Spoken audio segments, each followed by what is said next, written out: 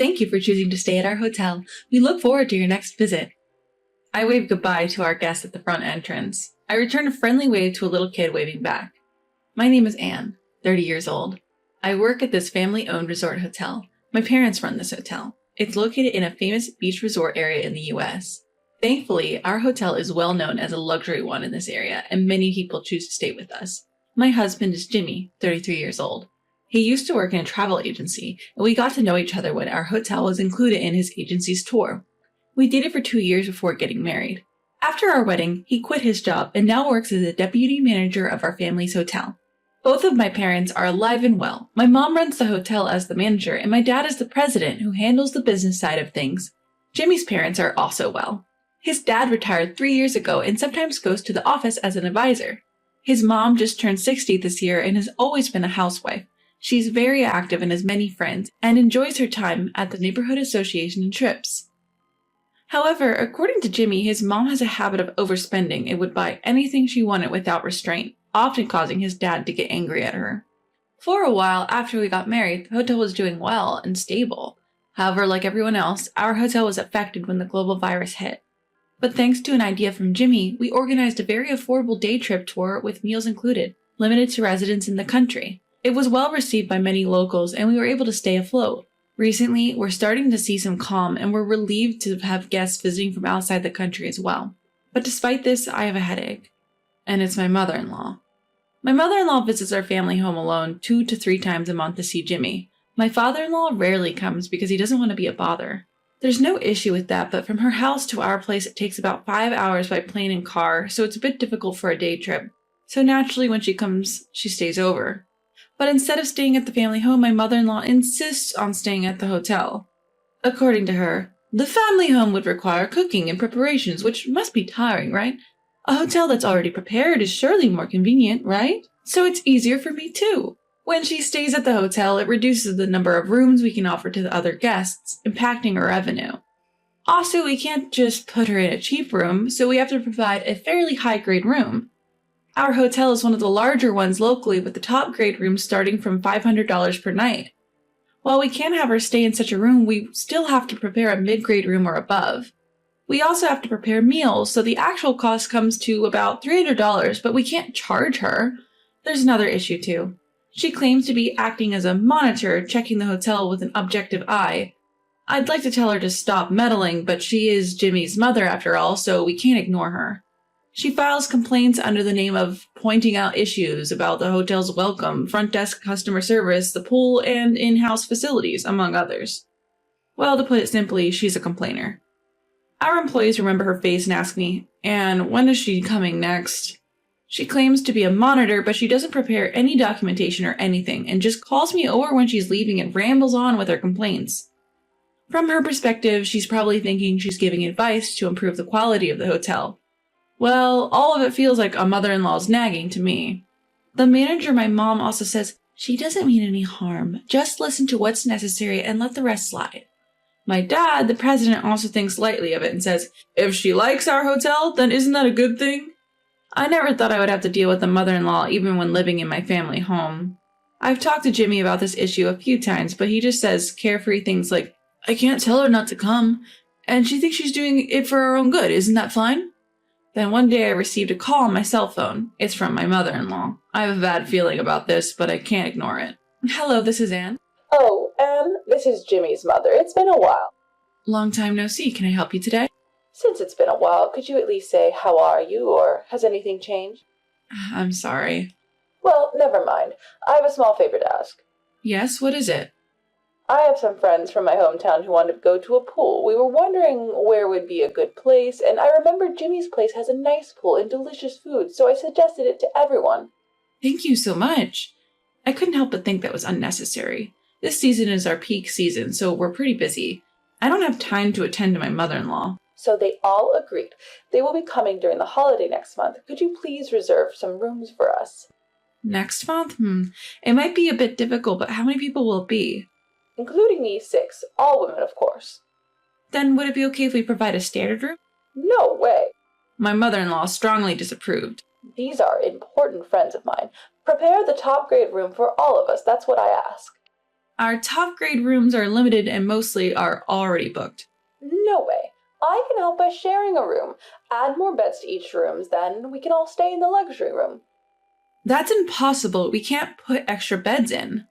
No way, they are my important friends. You have to give them the best hospitality. I'm the one inviting them. It would be embarrassing for me if the service is bad, understand? My mother-in-law's invitation. Does that mean she wants it for free? That's impossible. Well, we've decided on the room. Next is the food. Prepare the best. You got that? Well then, take care. Oh, and tell my son to pick us up at the airport. The call ended and I let out a sigh. What on earth is she thinking? Reluctantly, I started making arrangements as told. My mother-in-law's group trip to this hotel. The fact that she implied everything should be on the house, I consulted my husband, who's the deputy manager, about this difficult situation. My husband said, "That's too much. My mother has never worked, so she probably doesn't know how hard it is to earn money. I'll consult with my dad about this, so leave it to me." Despite my anxiety, I decided to trust my husband's words that he would think of something. On that day, my husband went to pick up my mother-in-law's group at the airport as promised. Soon after the car came back, I greeted my mother-in-law as she got out of the car. "Mother-in-law, welcome." "Oh, Anne, we are in your care. These are my friends from the neighborhood association in my hometown. Take care of us." It's a classy group of elderly ladies, and I led them to the prepared room. It's the top grade room of this hotel. There are 2 bedrooms, living rooms, and an outdoor pool. However, as soon as they entered the room, the complaints started. "There's no welcome drinks for us? The service is poor." "I'm sorry, I'll get it right away." "And I wish you'd prepare better snacks with drinks." "Yes, I'm sorry, I'll bring another snack."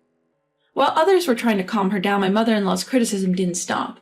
I reluctantly gave instructions to the staff in charge to meet my mother-in-law's requests. The group then headed for the pool.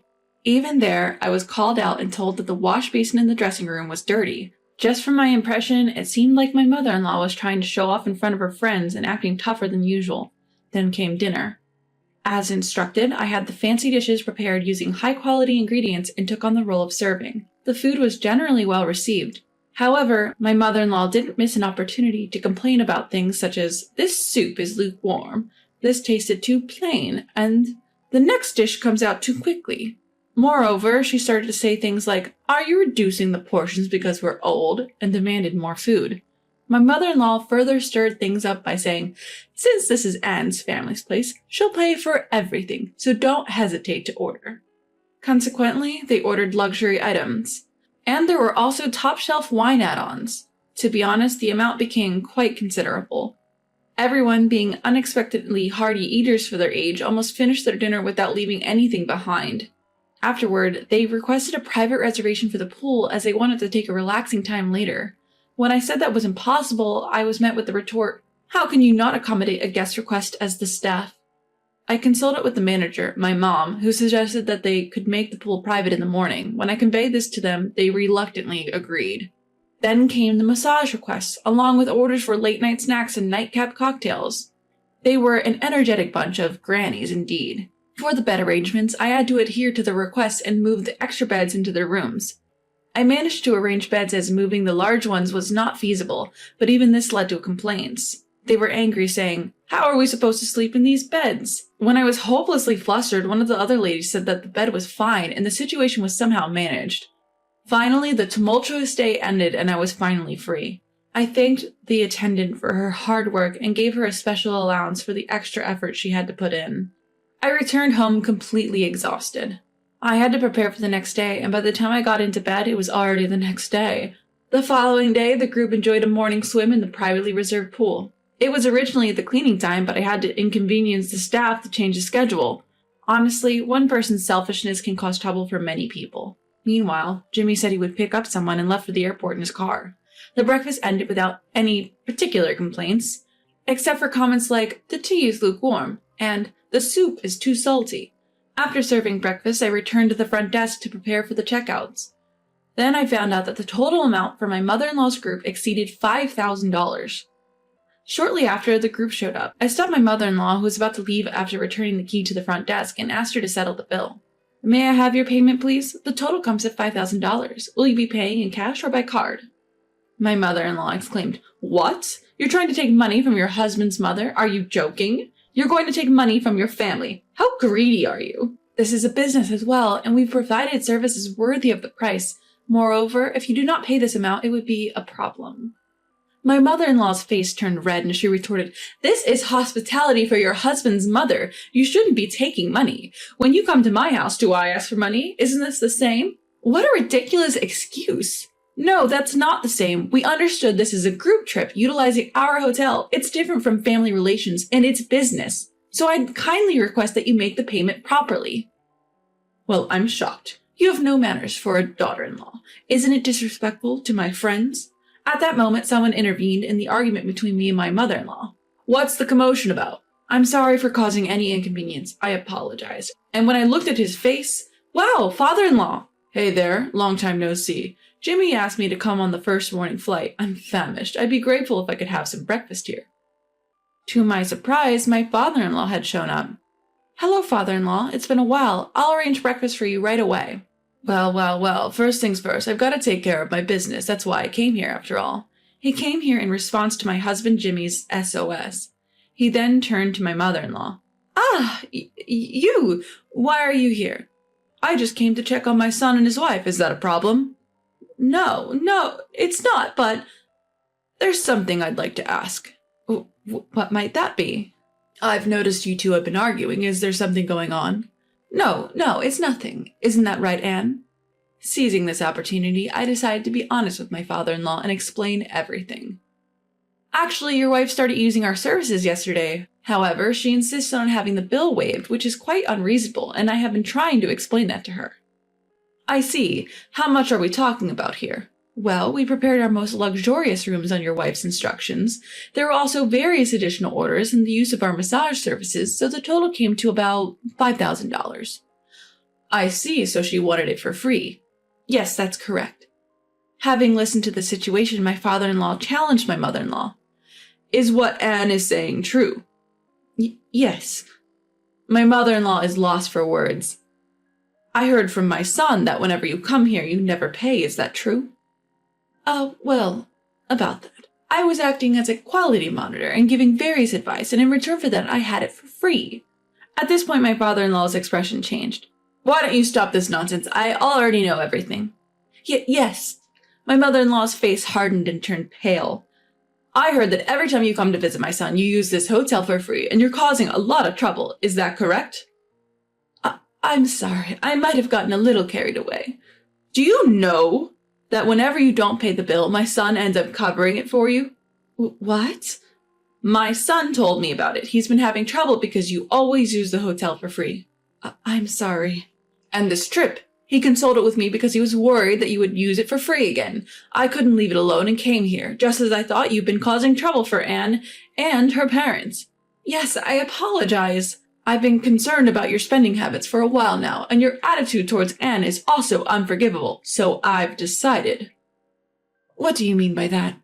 If you're so eager to see your son, why not work here as a staff for a while? Until you've paid off your past bills. But I can't just suddenly. No, you don't understand how hard it is to earn money through work.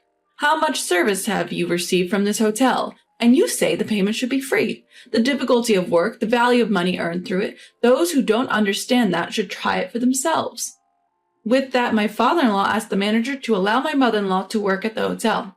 I'm sorry for the trouble she's caused. Could you please train her for a while, and could you use her salary to repay the debt?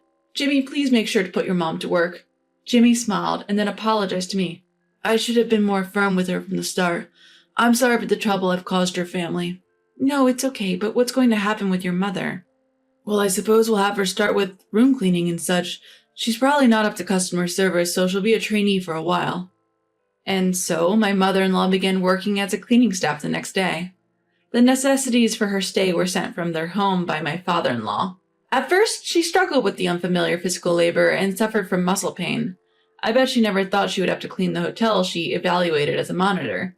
Eventually, she became capable of dealing with customers and even had to deal with issues she had pointed out herself. As she progressed through various tasks, she began to realize how selfish she had been.